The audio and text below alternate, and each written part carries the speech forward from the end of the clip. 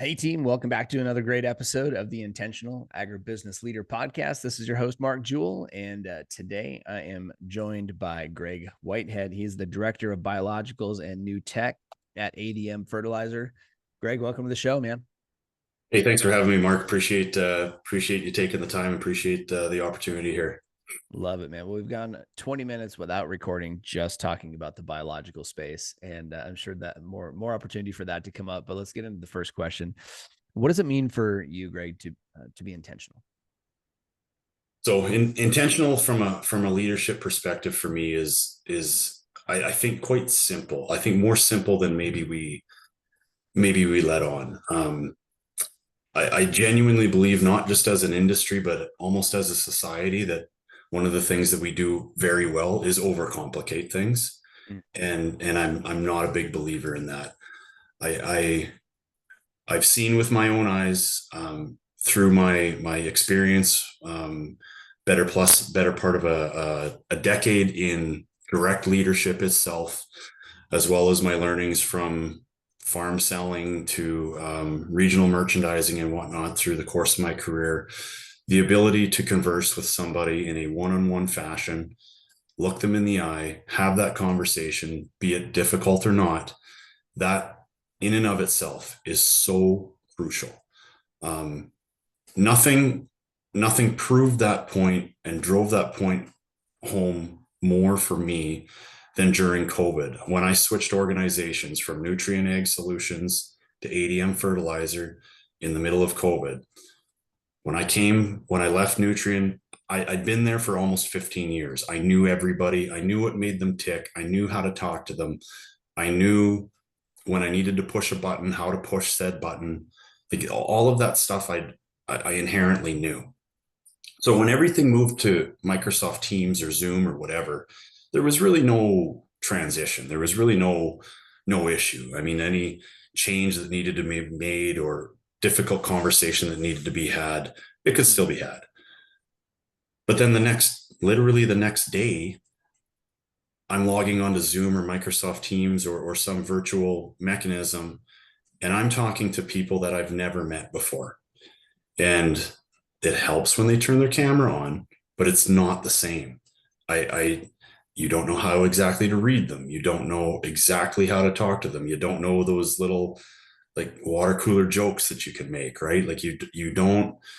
It was so difficult to do. And myself being hired at that time, into a role that was going to require some change and some change management, really difficult to build that rapport, and really difficult to engage and generate the buy-in from the team in a virtual setting. And that's back to, I mean, my long-winded answer is how am I intentional about the business and about being a leader? It's about knowing the people, spending time with the people, speaking directly to the people. And I really don't think it's a lot more difficult than that. Well, that is a great take on this question that I've asked so many times on the show and gotten a lot of different answers, obviously. And you bring up just this really interesting context, right? Which, a time that we all lived through in different types of organizations, different sizes of organizations. What did you do? So how did that impact you? I'm just curious, like from your perspective, coming in, high expectations. I'm assuming some level of leadership. You got to build, you got to work with a team, got to build a team, you got to integrate with your team, your superiors, etc. And we weren't getting together in person. So how did, like, first of all, yeah, just answer the question. How did that impact you? Really difficult. Like I said, it took a lot more time. Now you can still get to that end result, but how you end up doing it is, instead of these pre-scheduled one-on-one group conference calls and whatnot, it becomes a follow-up phone call directly with a particular person. And you need to utilize techniques like drilling into an exact comment that they'd made on the previous conference call. Tell me more about that. Tell me what you've done in your history to get you to that point. And this is not in a malicious manner in any sense, right? Like, I want you to coach me on yourself. I want to better understand the history and the background in your career so that I can better understand how to help you, help us, help our entire team work better together. Yeah. That in and of itself requires a lot of intention. It absolutely You does. have I to mean, give a it's damn so. enough to make that extra call, right? Most people go to the Zoom meeting, the Teams meeting, they hear the thing they like, they hear the thing they don't like. They don't maybe fully understand where the person is coming from, but that's it. Nobody follows. I mean, very, very few people actually take the time to be intentional and follow up. Yeah, it's. I would argue that one of the major issues in corporate America, in the business world today, is this gap between the field level, what's actually happening in the field, and the office, the ivory tower, if you will, and being able to bridge that gap. I mean, if I'm sitting in the office, and I've sat in the office for a large percentage of my career, I've also worked in the field for a large percentage of the career. If you're sitting in the office, it's really good, really not good. It's really easy to make an excuse to stay in the office. It's really easy to stay in the office and not go visit the operations folks at a terminal, and not go visit the applicators in the field, and not go visit some of the key customers. But all of that stuff, it's so valuable in the long game that is agriculture. Like, our customers don't move, right? Like, a farm is a farm. If it's in a particular county, province, state, whatever, like that's where it is. It's not like shopping on Amazon. This is not like shopping for a new vehicle. This is such a unique industry in that sense. And spending that time out in the field, understanding the problems that these people face, what really may look good on a spreadsheet or in theory or whatever, it might fall apart for a variety of reasons, logistical, personnel, you name it. But you need to understand that, so that when somebody puts their hand up and says, hey, I don't think this is going to work, you can immediately differentiate from, are they just complaining because they don't want to do something new? Or is this a genuine roadblock that we need to completely pivot and do something different from, or B, work through with this person or team of people? Yeah, absolutely. What I want to walk that back just a little bit and see how you worked through all this. So when you first came to ADM, were you still in Canada at that point, making the move during COVID? Yeah, I was. So like everything else in COVID, um, visa applications were backed up as well. So it was about a 14 month process to get my visa approved through the Department of Homeland Security to move into the US. Wow, got it. So there was that. So there was so you were probably still in Canada during part of the during the beginning of the new role, right? Yeah, that's correct. Now, I was able to travel back and forth, You and were. and that was, I guess, kind of to prove my point. One of the things, one of the initiatives that I undertook was, so our fertilizer business is, like I said before, it's fundamentally logistics. Mhm. We're really good at logistics, ADM as a whole, not just ADM Fertilizer, Yep. and so much of our logistics is southbound freight, corn and beans headed to New Orleans for export, right? And that's really how our fertilizer business was born. Was, well, we've got all this southbound freight. Why are we using third party northbound freight to get the barges and the rail cars and everything else back to the origination point to fill it full of corn and beans again? Why not bring our own fertilizer up? That's really how we got started. So what I did was, I flew to New Orleans and I rented a car and I drove the entire river system. I drove the Mississippi, the Ohio, and the Illinois. And 3 weeks, and I don't know how many miles later, I ended up in Minneapolis, and I'd Oh, visited wow. 17 of our terminals, the operations folks, the commercial folks associated with them. And now that's about half of our total network. But in a Yep. 3 week time frame, that's what I was able to accomplish. And it was, I mean, going back to my previous conversation around not actually having shaken someone's hand and actually met them. When I got that out of the way, the conversations that I had the following week, month, quarter were so much better, so much more in depth. People were so much more open and willing to listen to what I had to say. And it, in some cases, these conversations that I had in the face-to-face manner were only a half an hour or 45 minutes. But it was just, it was so crucial to that development for myself, for our team and our team as a cohesive unit. What is it about you that makes you want to do those kind of things, or made you want to do something like that? Because I find that to be very, very unique. Like, hey, I'm going to put my family, everything else on hold for 3 weeks.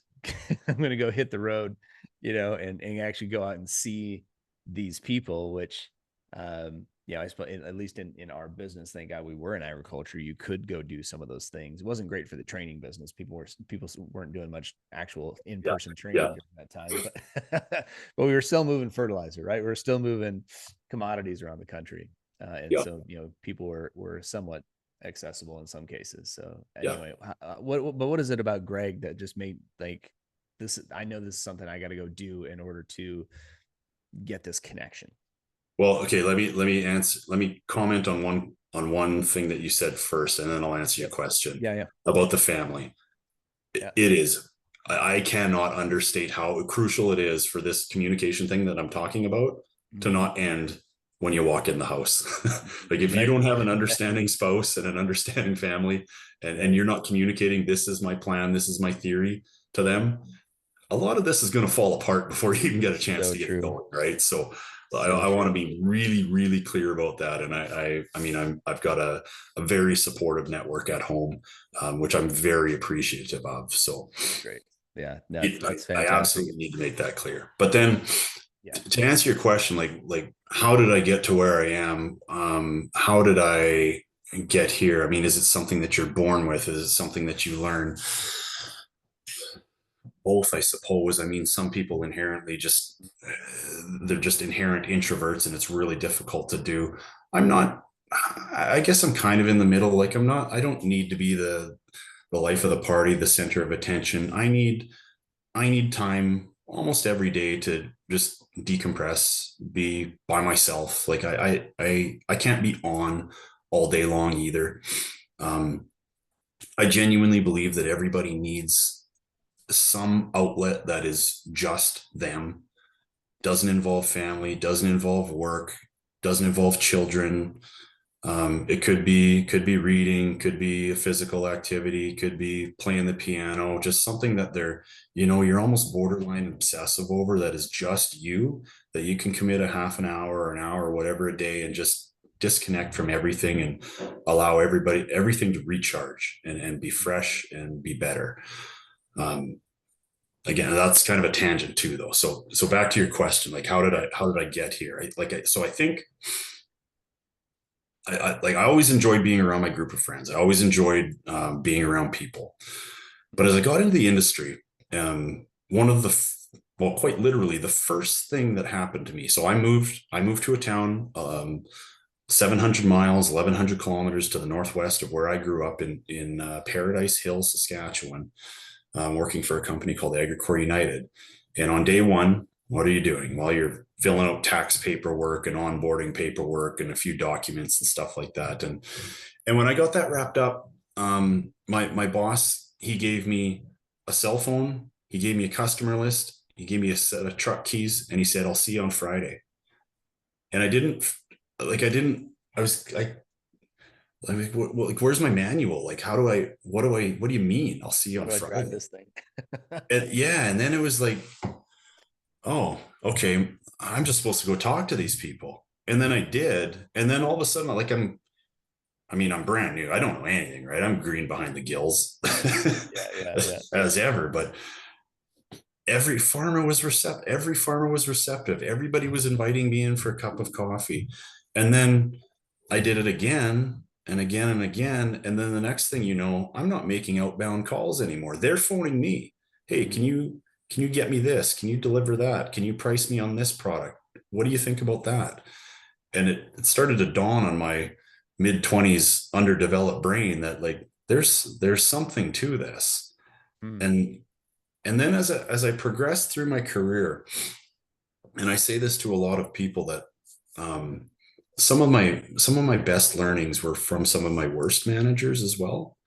And I had a few of them where, like this conversation that you and I are having today, Mark, I can tell once in a while you're taking a note of what I say, but I know that you're not typing an email on the side, and I know that you're not sending a text on the side, and that means so much to me.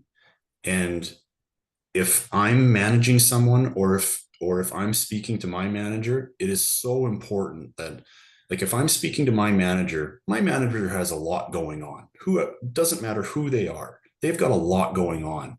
And I don't get one-on-one time with that person at any point in my career very often. So if I finally am able to get a half an hour or 15 minutes of their time, I want that time to be for me. I don't want them to be doing three other projects at the same time. Yeah. I had a report of mine phone me, and she was overwhelmed. There was too much going on. She didn't know what direction to turn. She's like, Greg, I need some advice. And I said, okay, yeah, I'm going to tell you something that you may not want to hear, but I think you need to hear it. She's okay. It's the very first thing you need to do is stop typing. And it kind of went silent. She's like, well, what? I said, you're like, you phone me for advice. I will give you my time. I expect the same though. Like this is a reciprocated relationship. Yeah. And I said, you, a lot of what you're feeling and a lot of this overwhelmingness that you're experiencing, it's because you've got so many projects on the go in some various state of incompletion, and you haven't, you feel, at the end of the day you feel like you haven't finished anything because quite frankly you haven't. So let's focus on the big rocks, let's focus on the big projects, and start checking off a few boxes, and then you can work towards the rest of it. And when something goes awry, because in this industry it always will, a trucker is going to mess up, or a blend is going to be done incorrectly, or somebody's going to go to the wrong field or whatever, right? Yeah. Then you can roll with those punches because you've got this base foundation that's solid, as opposed to just everything kind of going every different direction. So yeah, I mean, I think, I hope that kind of answers your question, gives you a few specific examples as to why I Yeah. think the way I do, I suppose. Well, I mean, what you're describing, Greg, I mean, you're really just getting to the essence of being present, Yeah.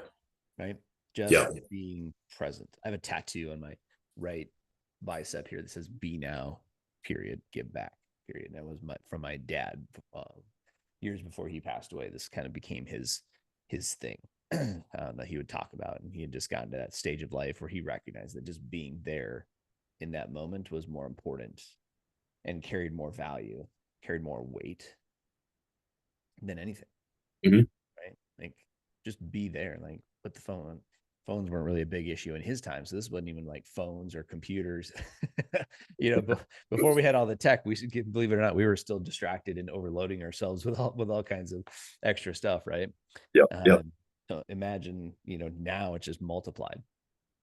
So just like just be there. Like don't, fear really is it. Any fear that we have is our it's our mind living in the future, experiencing something as if it's happening or as if it's about to happen, but it hasn't actually happened yet. Mhm. All fear is in the future. It's a fear Yes, that's of correct. something that could happen or might not happen. What if I do? What if I don't? Right? But we're not, when we're living in that fear, we're not living in the moment. Yeah. And so a lot of people, and I'm just kind of rolling off of some of the stuff that you were inspiring in me as you were talking through all that. So a lot of people are in a conversation with someone saying, or new to a team, new to an organization, as you were not that long ago, will be so actually afraid of what other people think of them that they don't take that action. Yeah, right? and I'm sure you've seen that live and in the flesh, as have I. And it's a scenario where if I'm in a leadership position with that person, that's where I need to take the initiative and say, like, Yeah. you need to get to know this person for this part of your job, this person for this part of your job, and this person for that part of your job, and take that again, that overwhelming sensation of everything is new. I don't know anybody. Where do I start? And dice it down into 2 or 3, like just have these specific conversations, get back to me. Let's decompress them. And then we can go on to the next step. Again, just back to simplifying things. Yeah. When I, with any of my key accounts, right? So I have what's called what we call it a relationship map. And so the relationship map is simply just basically an Excel sheet with a list of names. And next to each one of those names is a score, scale 1 to 10. How's my relationship with that person? Okay. Someone we need to get to know, but we don't know them, right? That's like a 0 or a 1. Maybe they're aware of us. Maybe it's a 2, but we don't have a relationship, right? When to get it to a 10, right, means like we probably enjoy sitting down, talking to each other, having a meal together. We may be texting or calling, and not needing to set an appointment every single time. Yep. Right. Like, so there's Absolutely. Right. So there's two we're contrasting the relationship. So I do that for my key account. Why? Well, because that's where we get paid. Right. We deliver them a service, and it's a great service, and they write us a check, and it's a great check, and it's a mutually beneficial relationship. How often do we actually do that with the key relationships inside of our own organization? Mm-hmm. So you bring up a really interesting point with your last answer there. I don't think a lot of people do. We sort of take for granted, almost like we're in a family with these people, that and at the end of the day, like, probably some of the biggest stressors that I know our clients have are those internal conflicts with the people wearing the same logo on their polos. It's so difficult to do. And there's no, and don't get me, like, there's no broad brush answer. I wouldn't be able to, if you told me of a particular problem, I wouldn't, like, I'd give you 6 or 7 ideas, right? But I couldn't tell you how to solve it. I mean, I don't know the hierarchy. I don't know the structure of the business. I don't know the history between these 2 or more people. Like, there's a lot of things that I honestly would probably be more comfortable living in myself for a period of time before actually making an assessment on how to solve it. Right. But Like, and I'll give you an example to that too. In my previous life, and you're never gonna see this in any kind of leadership manual, because it wouldn't get published. But I had two of my highest performers, and I promoted one of them to work directly under me, and I promoted the other one to take his previous position. So what happened was, because they were so driven to win, they're very different people, but they were both very driven to win. And what happened, in agriculture, when you change a person, change a personality, change a team a little bit, there's going to be some level of customer churn, right? There's going to be some farmer relationships that go by the wayside. There's going to be some farmer relationships that come in, and that's okay. But in this particular scenario, the outgoing person who got promoted under me was really questioning, like, hey, what about this person that I used to do business with, and that person that I used to do business with? And it was becoming offensive to the incoming that took on that branch management role. Well, I brought in this new customer. Like, I don't know that guy as well. He's got a better relationship over there. And it got to the point where, and another learning for me, I should have dealt with it earlier, but my mindset was, you know what, they're high performers. They'll figure it out. This problem will go away. Well, newsflash, Greg, problems aren't just going to go away. Right. So in this particular scenario, I lined up a meeting in my office to hash this out. 8 o'clock in the morning, we're going to talk about it. I didn't show up to the meeting. I phoned at quarter after 8, and I said, "Hey, are you guys both in there?" "Yeah." "Where are you?" I said, "I'm not coming. Let me know when you guys have it sorted out." and, and so my point being, like, I would never ever suggest that Yeah. outside of a scenario where you know the people so well that what ended up happening was that they were mad at me instead of each other, and then they started working together, and now we laugh about it today. Like, this Yeah. is 6 or 7 years ago or something like that, and we Sure. laugh about it today. But again, it comes back to, like, just that I had so much FaceTime with these people. I had such a good rapport and relationship with them from that, that when something did come to a head, when there was a genuine problem, it could be solved. Now, I get back to my point, like, is it something that I would suggest in any different scenario? No, absolutely not. Like, that's pretty unique. Mhm. But at the same time, it was successful. Everybody was successful, and we were able to move on. Yeah. I actually, I like the strategy. I'm a big believer in creating a little extra conflict in order to get through conflict quicker. Yeah. Well, Because otherwise it I had a man. festers, right? It just festers. And this is what I see this in. I'm in a, I think I'll be past this by the time this episode goes live, so I can say this. I'm, dealing with a client right now, and we're walking in. We're going to go in. We're going to build a nice sales training program, a go-to-market strategy, and then train to it, et cetera. Like, we're going to go and it's going to be great. I know that we're going to get there. Yep. But first, we got to sift through all the things that have been said and done and not done for the last 3 years, between a handful of people inside this organization and it's all ego. Right. And I know, Yep. like, I don't have, for my contract, because of the way I'm compensated, I don't get the time to sit around and let things fester. Yeah. Right. Like, I'm not I believe paid it. to be the organizational psychologist here. We're paid to be the training company that helps them uh, soup up their sales team so they can go make more Right. Yeah. money. And the clock starts ticking the moment that they write us the check. So we have to get out there and go make some things happen. So I don't have time for their stuff necessarily. However, if we don't deal with the stuff, the project will fail. That's correct. Yep. Right. So we've got to. And so I've just gotten really good at manufacturing the space. And I love bringing people into the space. I don't care if I got to facilitate it, they facilitate it, whatever, but we'll just bring them into the space and we just get through it. I ran a 3-day program for a co-op one time, and there was so much animosity inside the organization that we actually had to stop the training and do 3 hours of just large group therapy and let people bitch.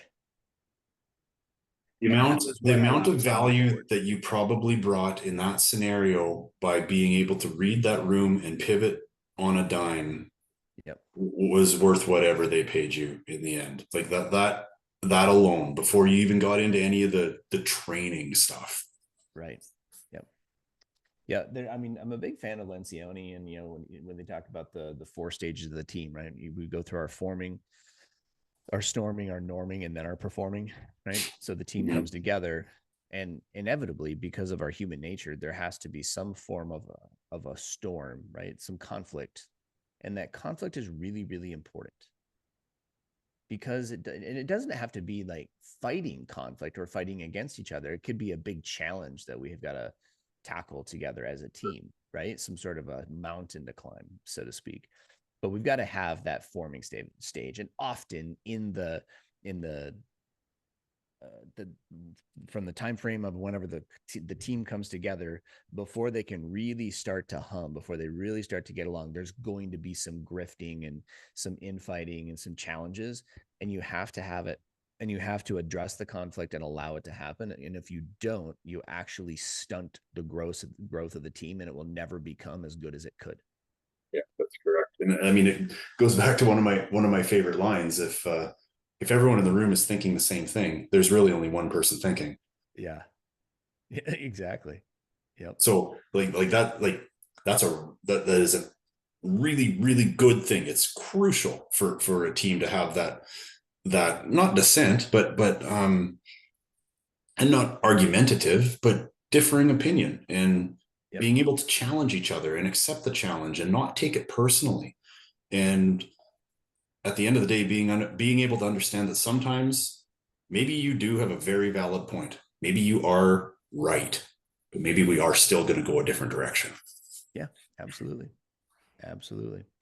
Good stuff, man. Well, we got into almost zero of the other questions, but we went deep on this one today. So we can just schedule more episodes and we'll just take one question at a time. which is funny to me because my whole mantra is keep it simple. Yeah. But it is. I mean, this is a very focused conversation really on this one point, that boils down to I mean, I'm just, to recap a little bit, when we go back to that 3-week tour that you took, right, to go out and intentionally get to know other people in a new organization, Mm-hmm. right? To actually get that face-to-face wherever you could, knowing that if I just sit here and this is what most people do, is they just sit here and be a victim behind a Zoom screen or a team in a Teams meeting, thinking I feel alone. Yeah. And the one thing I would mention to those that are listening, and also please share this with others on your team. One of the things that we all do as humans, as we're going through the highs and lows of the day to day in business and outside of business, for that matter, life, we all sort of paint ourselves into this box, and we think we're sort of on an island and nobody could be screwing this up worse than we are. And if you were just to look to your left and look to your right, you have team members who are experiencing the exact same feeling. And even at that, you'll never know. Yeah. If you, however, if you build that rapport, if you spend that FaceTime, if you, hey, let's do lunch today. If you have that conversation, you'll get to the point where you start to understand the battles that they're facing, the issues that they have, and all of a sudden, maybe you have a strength in a particular area that you can help. Maybe they have a strength in a particular area that can help you. Maybe between the two of you, you've uncovered something a little bit larger that needs to be addressed at a higher level. It could go so many different directions, but without that original rapport, those original like handshake based conversations, you don't get there. Yep, absolutely. It's so important. The one thing I would recommend, and I would be curious if you have any specific cadence this way. We always recommend to the leaders going through our programs to develop some sort of a cadence for coaching. When I say cadence for coaching, it doesn't have to be coaching, but at least a cadence for getting together, that cadence for being in person with one another. Mm-hmm. Because when it becomes a little bit more dependable, you're more likely to prioritize it in your schedule from a time management perspective. That other individual may expect that more. So I'm just curious if you have any ideal cadence or intentional cadence for how often you get together with either direct reports or superiors or anything like that. Yeah, so like I'm a little bit, I can make an argument a couple of different directions when it comes to that. In some cases, you do need to have scheduled meetings, or the calendar becomes unmanageable and fully understand. However, in my experience, I've seen a lot of times that when meetings become recurring schedules, the other party or the report, they start to kind of think like, oh, here we are again, and they're maybe not bringing the open mind, the open conversation to the table as they normally would be in an impromptu, hey, what's going on today type of phone call. So the conversations need to be had on a fairly regular basis, right? Depending on the size of your team, maybe you can get away with once a week. Maybe it's only once every 2 weeks. Whatever the case might be, if it's face to face, it's probably a little bit further depending on the geography of the space that you're encompassing. But at the same time, the importance, especially as you get down the road, of just picking up the phone to say hi is so crucial. Like, you never ever want to be a part of an organization or the manager who's only phoning people to tell them that they did something wrong or made a mistake or that they've got an issue, because then people are scared to talk.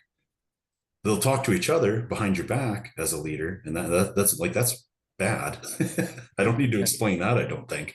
Right. But they're going to be scared to talk to you and scared to open up to you. And when a mistake eventually and inevitably does happen, maybe you don't hear about it that day. maybe it's a week from now. Mm-hmm. And I think we all know that when there is a problem and it's going to cost money to fix, the very first solution is the cheapest. The longer it waits, the more expensive it gets. You do not want to be in a manager that's in a scenario and of your own fault that it's getting more expensive. Graig, this has been fantastic. I wish we had another half an hour to just keep riffing on the topic. I'm back to back, so we gotta bounce. But man, this is a little bit of a masterclass, honestly, and what like some really tactical stuff in here, guys. Go back and re-listen to this if you've listened to the whole episode at this point, because there's some really good tactical stuff that you can adapt from Graig's style of leadership and just what he's done intentionally in his role to really build relationships. And I call this build that relationship before you need it, right? Invest that time. So, man, good stuff. Thank you, Graig, for being on the Intentional Ag Leader Podcast. It's been great. Yeah, thanks again, Mark. This was awesome. Look forward to doing it again someday. You bet.